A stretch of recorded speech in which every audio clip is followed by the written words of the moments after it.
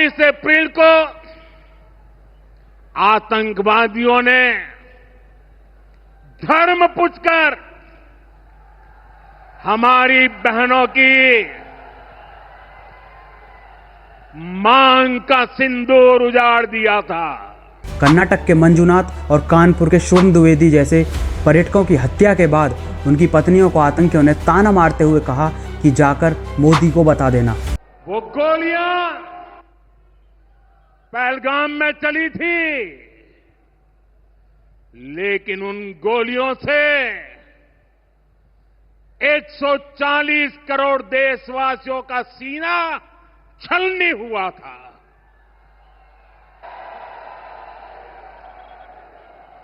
इसके बाद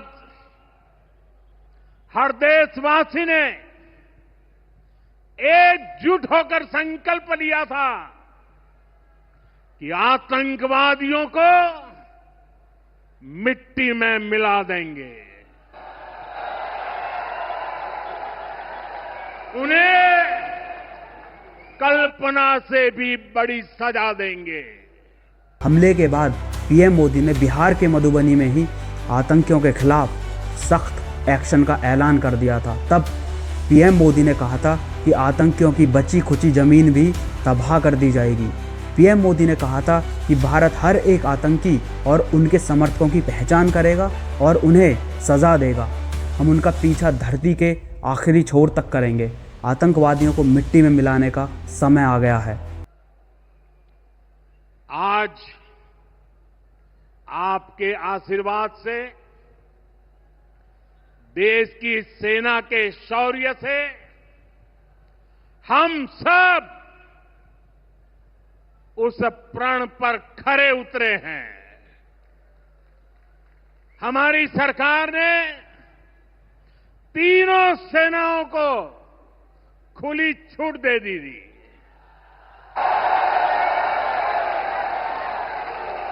और तीनों सेनाओं ने मिलकर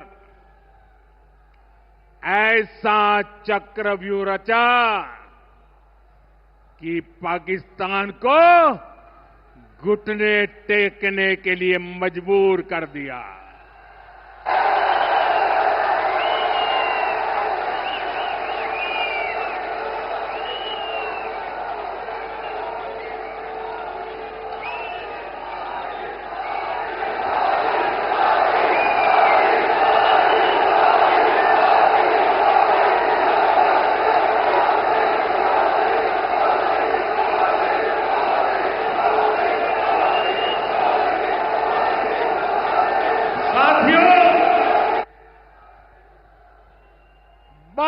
तारीख के हमले के जवाब में हमने 22 मिनट में आतंकियों के 9 सबसे बड़े ठिकाने तबाह कर दिए।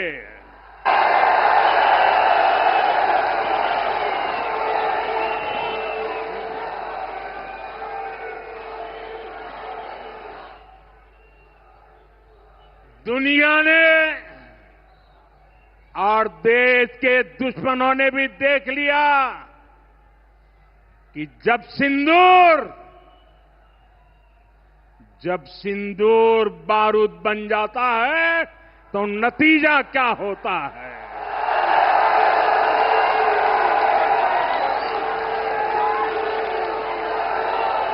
ठीक 16 दिन बाद यानी 7 मई की आधी रात को भारत ने पाकिस्तान में आतंकी ठिकानों पर मिसाइलों से हमले किए। इन हमलों में लश्कर और जैश के करीब 70 से अधिक आतंकवादी जहन्नुम चले गए। भारत ने मौलाना मसूद अजहर से लेकर आतंकी हाफिज सईद के आतंकी ठिकानों को ध्वस्त कर दिया है। ऑपरेशन सिंदूर ने आतंकवाद से निपटने के 3 सूत्र तय कर दिए हैं। पहला, भारत पर आतंकी हमला हुआ तो करारा जवाब मिलेगा। समय हमारी सेनाएं तय करेगी, तरीका भी हमारी सेनाएं तय करेगी और शर्तें भी हमारी होगी। दूसरा,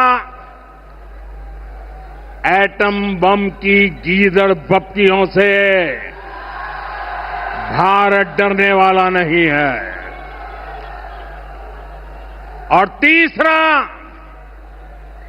हम आतंक के आकाओं और आतंकी सरपरस्त सरकार को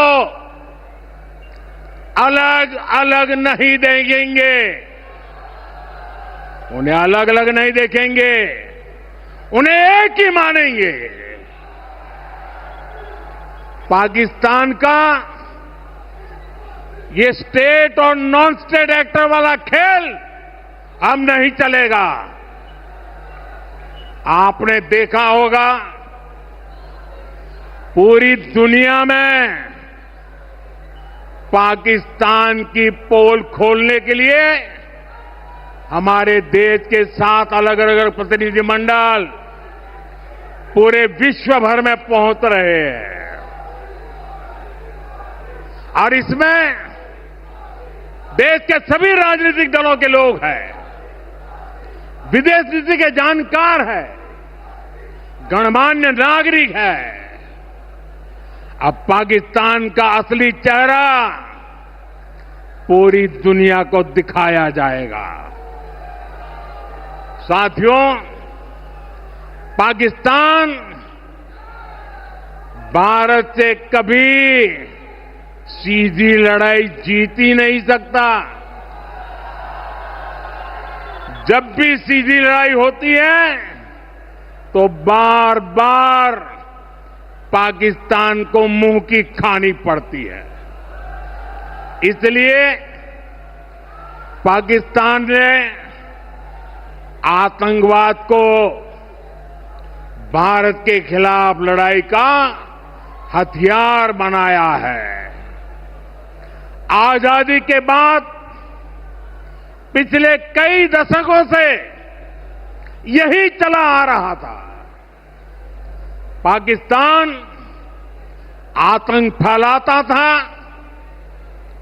निर्दोष लोगों की हत्याएं करता था, भारत में डर का माहौल बनाता था। लेकिन पाकिस्तान एक बात भूल गया, अब मां भारती का सेवक मोदी यहां सीना तान कर खड़ा है।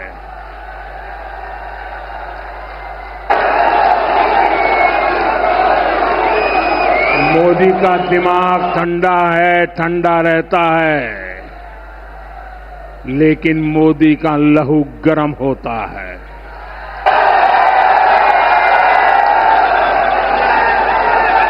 और अब तो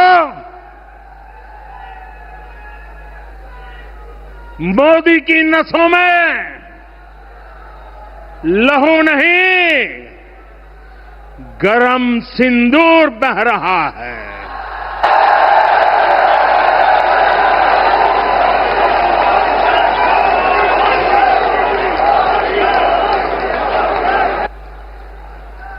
ऑपरेशन सिंदूर से भारत ने न सिर्फ बदला लिया है, बल्कि सोफिया कुरैशी के जरिए संदेश दिया है कि भारत को अखंड रखने के लिए 140 करोड़ देशवासी एकजुट हैं।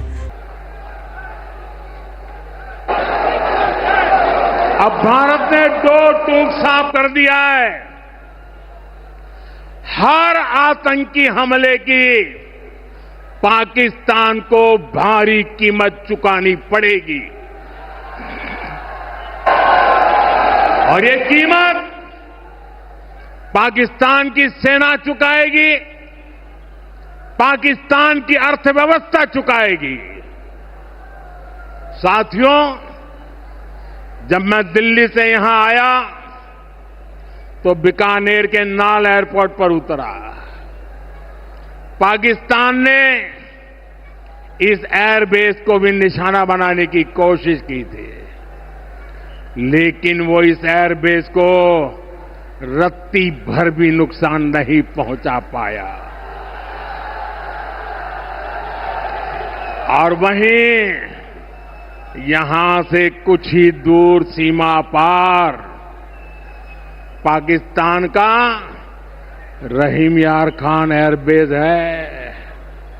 पता नहीं आगे कब खुलेगा। आईसीयू में पड़ा है।